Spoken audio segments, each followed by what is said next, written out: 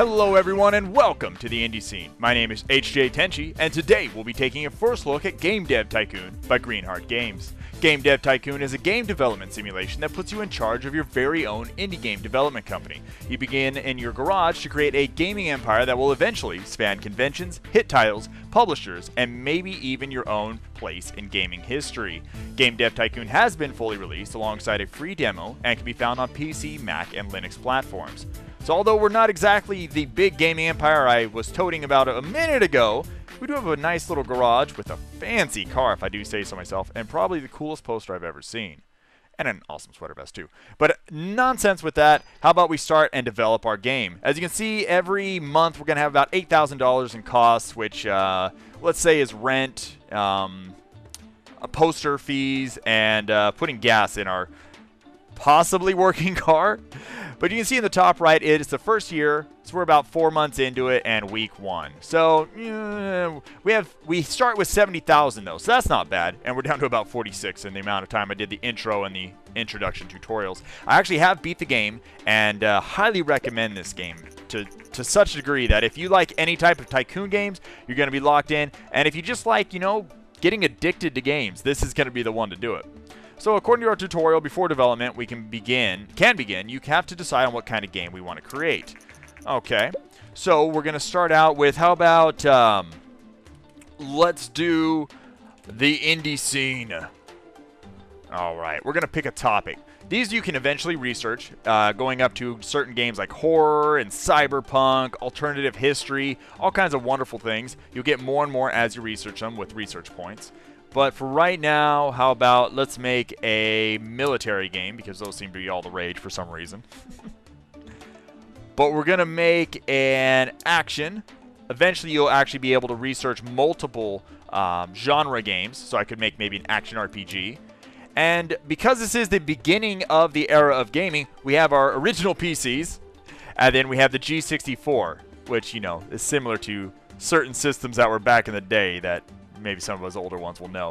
As the games goes on, you'll actually unlock other games, like the Ninvento company will bring out maybe the TES or the Super TES, and then maybe Vonnie will bring out the Play System. So they have very good tongue-in-cheek, also probably to avoid copyright infringement, but a lot of awesome stuff. And eventually the market share you'll see will split up between different ones. So let's go with the, let's go with the PC.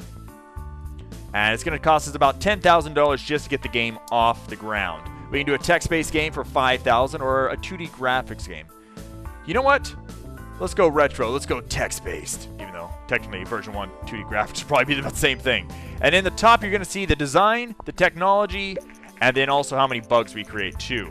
So game development runs through 3 stages. At the beginning of each stage, you can decide what areas of the game you want to focus on. Picking the right focus for your game greatly increases the points you generate. Think about what areas are important for your game and decrease the focus on areas you think are less important. If you want to read a brief description of different areas, please refer to the help, which actually does describe it pretty well. Because we're making the military action game, I want to focus more on gameplay, and then we'll do an engine. The story and quest, maybe not so much. So now it shows you kind of how we're focusing. Eventually, when you hire more people, you can have different people focus on different ones. All right, so we're getting a couple points into it. Game development has now started. And we're going to start generating points.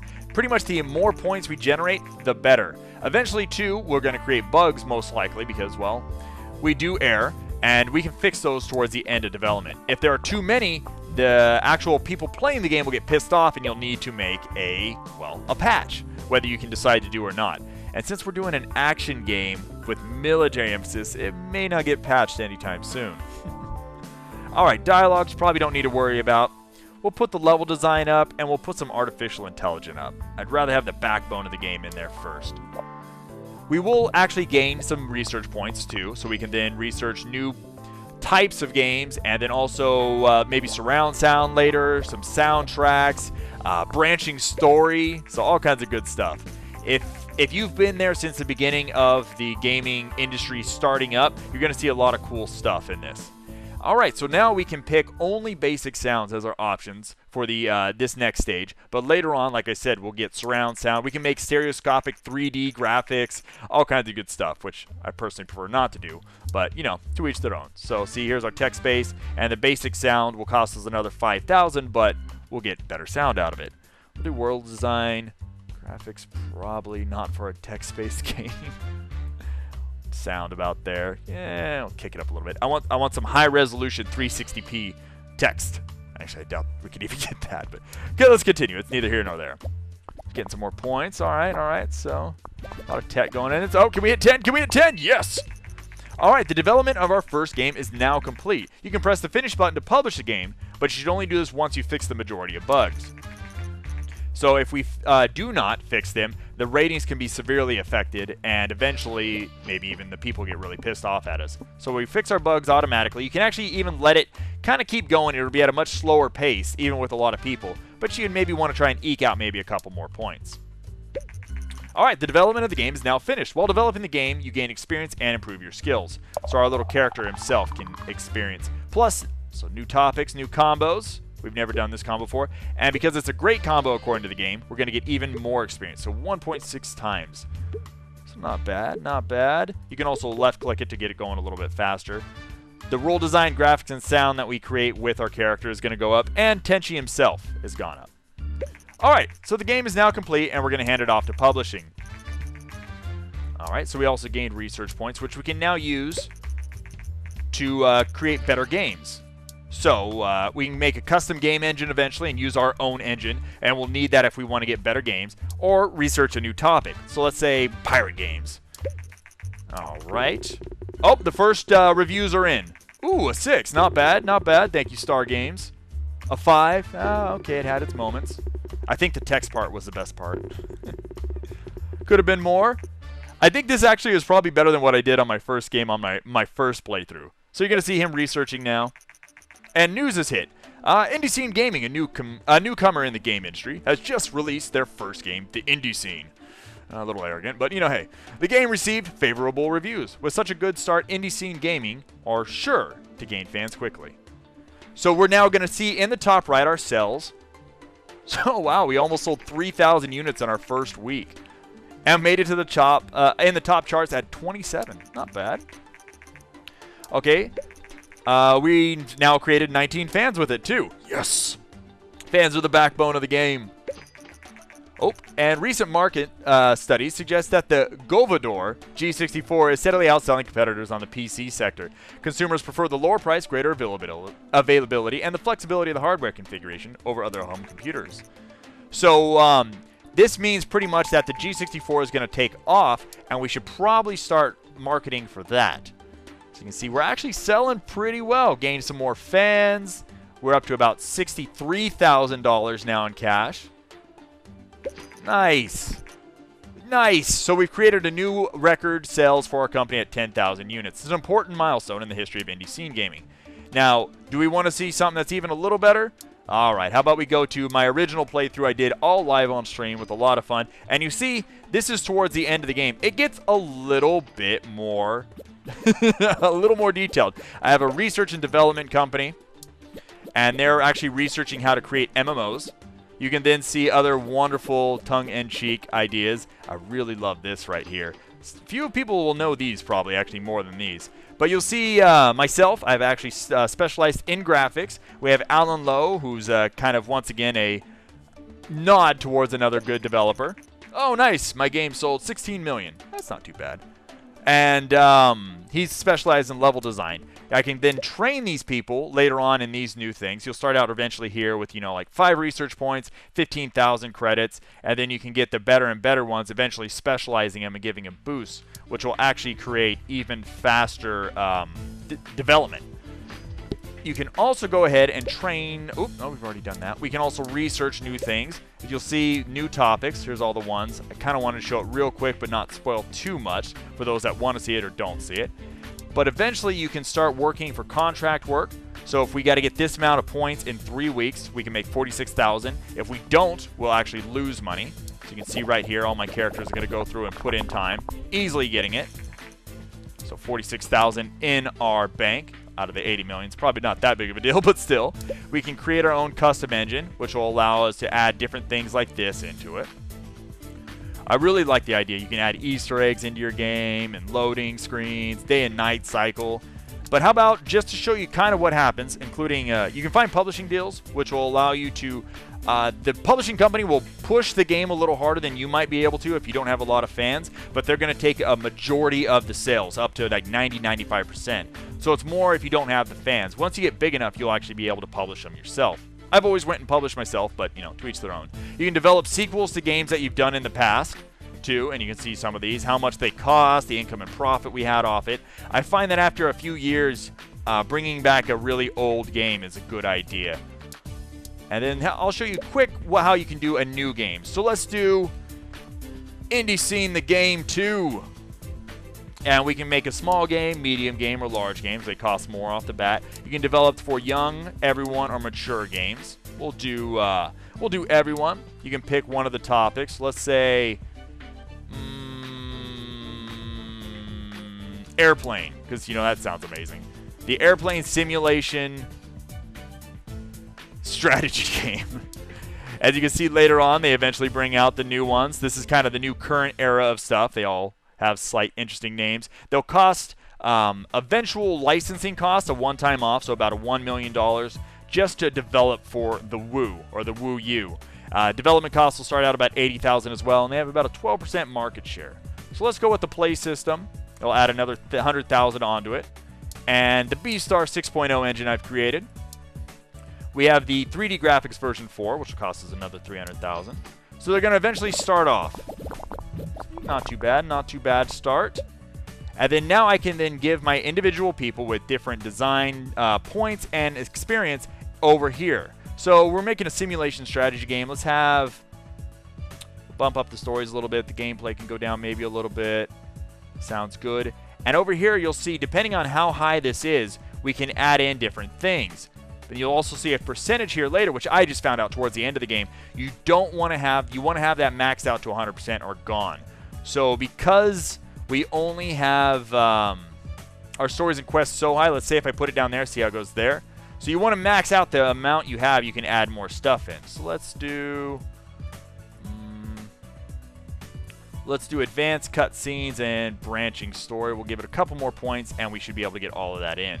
Our engine, once again, because this is an engine I've created, it allows us to put more stuff in. It gives us the options. It costs more to create this engine, but that's okay. Let's see. Simulation game. So let's pack it in with as much stuff as we can. All right. Cooperative play. No. Skill trees.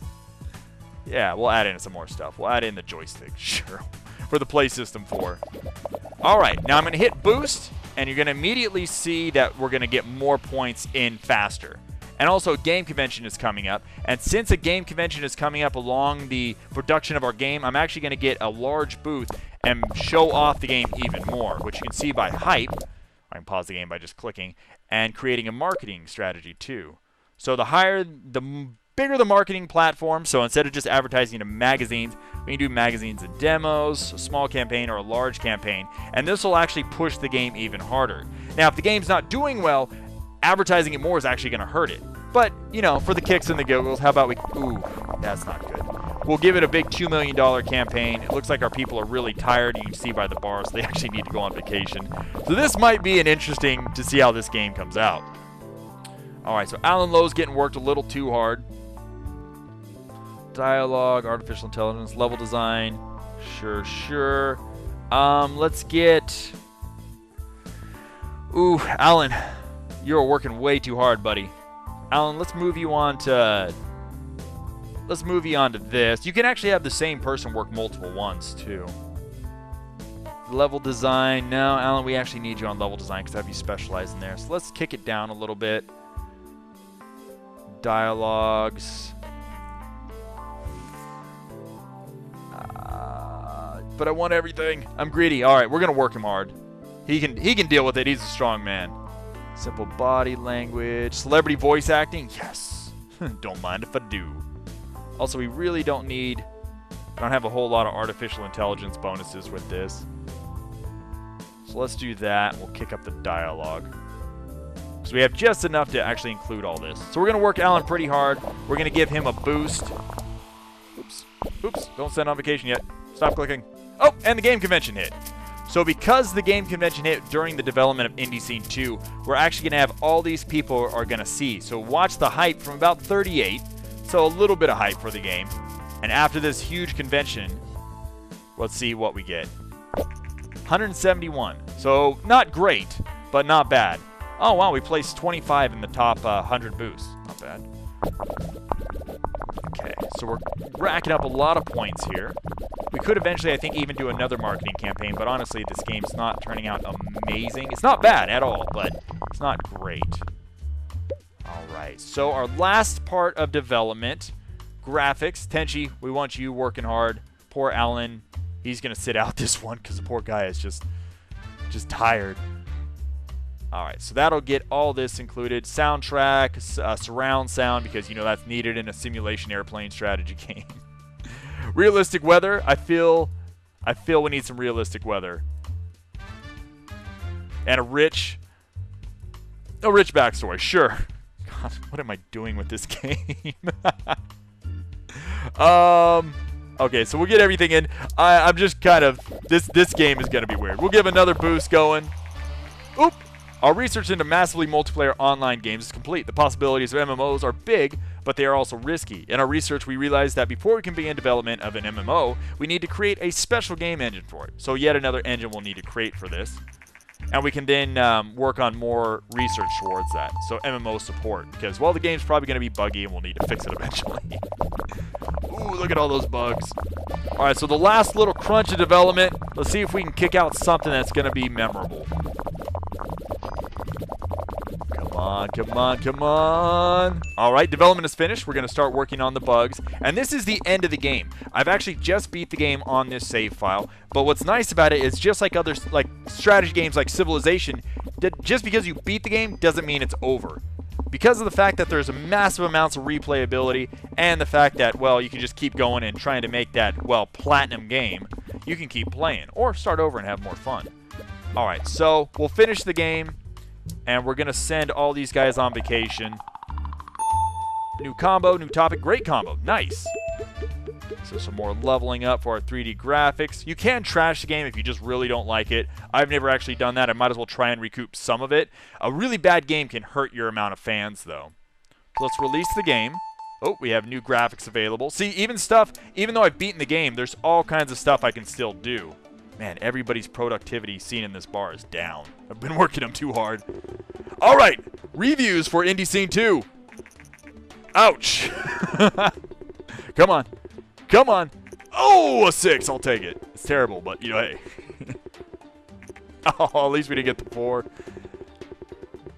So this won't be one of my 9.75 games, it looks like. But let's see if it can still sell, even though the critical acclaim for it has been awful. Ooh, it's going to sell pretty bad. Although this looks great compared to our fresh save, it's definitely not going to be another $80 million game. So as you can see, their bars are moving up because we've sent them on vacation, and they'll come back, which we can then train, research. We can take contract work on a new game, all kinds of wonderful stuff. But guys, this is Game Dev Tycoon. It is wildly addictive. I've probably already played about 9 hours of this game, and I'm not someone that replays a lot. I really recommend you guys check this out. If you're interested in supporting Game Dev Tycoon and Greenlight Games, please check out the information in the video description below. Please also find them on Greenlight and give them a vote. And for more indie preview and review goodness, check out youtube.com/Pixabyte, the home of everything indie. Thank you all for watching, and have a good day. 1 million! Yes, we sold 1 million. At least we can now say that we're a platinum. Well, something like that. Have a good one, everyone.